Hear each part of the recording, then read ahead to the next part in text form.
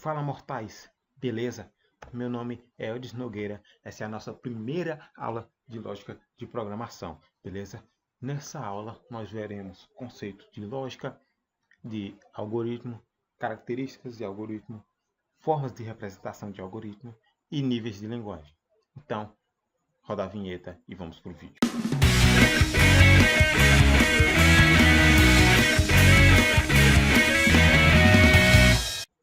Você deve estar se perguntando o que é isso, o que é algoritmo.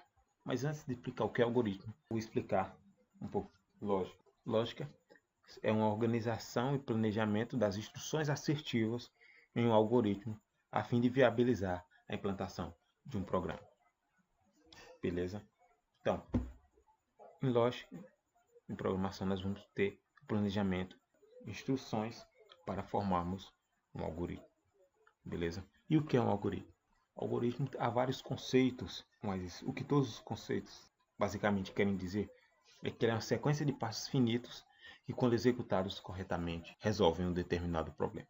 Muitas pessoas, quando escutam a palavra algoritmo, lembram de matemática, a palavra algarismo. E por isso, muitas pessoas acham que é algo difícil de se aprender, algo muito complexo, mas elas estão erradas, porque é algo muito simples de se aprender, beleza?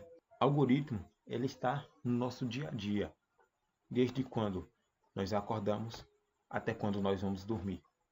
Quando você vai atravessar a rua, quando você vai cozinhar, quando você vai para a sua faculdade, você está executando um algoritmo, beleza? Você está fazendo uma sequência de passos que são finitos e resolvem um determinado problema. Você está fazendo um algoritmo, beleza? Exemplo de algoritmos. Outros exemplos de algoritmos são algoritmos que usam uma forma de representação de algoritmo que é chamada de linguagem algorítmica, que eu vou explicar mais para frente. E exemplos deles são YouTube, Netflix, jogos como Mario, beleza? Entre outros. Uma das características principais de um algoritmo é ele ser finito, tanto que no conceito já diz que o algoritmo tem que ser finito, beleza? Todo algoritmo tem que ter fim, beleza? Você não pode fazer um algoritmo sem fim. Outra característica é não ambíguo, a não ambiguidade de um algoritmo. O algoritmo ele não pode ser ambíguo. O que é ambíguo? O que quer dizer com ambíguo? Não ambíguo. Significa que o algoritmo não pode ficar de certa forma em cima do muro, entre aspas. O algoritmo ele tem que tomar uma decisão. É ou uma coisa ou outra. Beleza? Você não pode deixar o algoritmo no meio termo, porque senão ele não vai resolver um problema. Beleza? Então, para ele resolver o problema, ele não pode ser ambíguo. Também a eficiência, seu software precisa ser eficaz. Outras duas características principais é ter a capacidade de receber dados de entrada do mundo exterior e também poder gerar informações de saída para o mundo externo ao do ambiente do algoritmo. Então, você precisa inserir dados para a máquina receber, para o algoritmo capturar esses dados, para a máquina poder processar, o algoritmo poder processar, para poder gerar informações para você, beleza? Para você exibir uma saída, beleza? Formas de representação de algoritmo. Eu vou falar um pouco delas aqui para vocês. Descrição narrativa, que a descrição narrativa ele faz uso do português para descrever algoritmo, beleza? Um exemplo bem comum, o exemplo mais conhecido é o exemplo da receita de bolo, beleza? Por quê? Ele faz uso do português e ele descreve o algoritmo de uma forma bem narrativa, beleza? Que providencie primeiro passo, providencie manteiga, ovos, 2 kg de massa, etc. Segundo, misture os ingredientes. Terceiro, despeje a mistura da forma de bolo. Quarto, leve a forma ao forno. Beleza? Então, como vocês podem ver, ele fala todos os passos. Tem fim, beleza? Fluxograma é outra forma de representação. O fluxograma ele faz uma utilização de símbolos gráficos para representar algoritmos no fluxograma. Existem símbolos para início, entrada de dados, cálculo, saída de dados, fim, condição, looping. Então, exemplo de um fluxograma. Esse é um fluxograma simples. Ele só tem a parte de saída de dados e a parte de condição. Como vocês podem ver, ele tem fim, tem início, ele tem início e tem fim, beleza? Ele tem aqui a condição, ele não é ambíguo. Se a lâmpada está plugada, você só tem duas opções e você vai ter que escolher uma delas, beleza? Então, isso é um exemplo básico de uma representação de fluxograma. Também nós temos a linguagem algoritmo. A linguagem algoritmo é a que é utilizada para nós criarmos os softwares, beleza? E ferramentas, linguagens utilizadas o Java, Ruby e Python. Python é uma linguagem bem forte atualmente e Java é a linguagem que aí também é bem forte, mas ela já é um pouquinho mais velha que o Python, beleza? E para nós chegarmos nessa parte de linguagem algoritmo, nós precisamos entender a lógica de tudo isso, beleza? E para isso nós utilizamos o Portugal.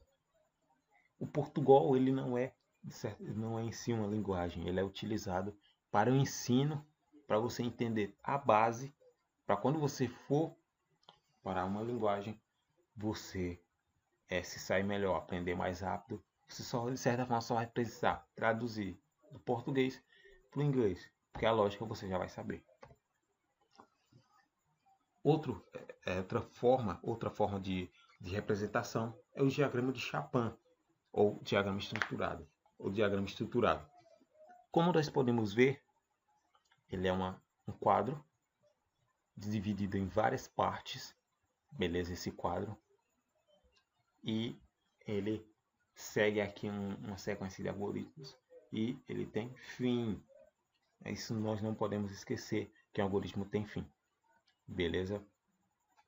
Aqui tem a parte de, depois do início, tem a parte de saída de dados, que esse código escreva, ele vai exibir na tela a frase que tiver entre aspas, que no caso é informe sua idade, beleza? E o leia, que é a parte de entrada.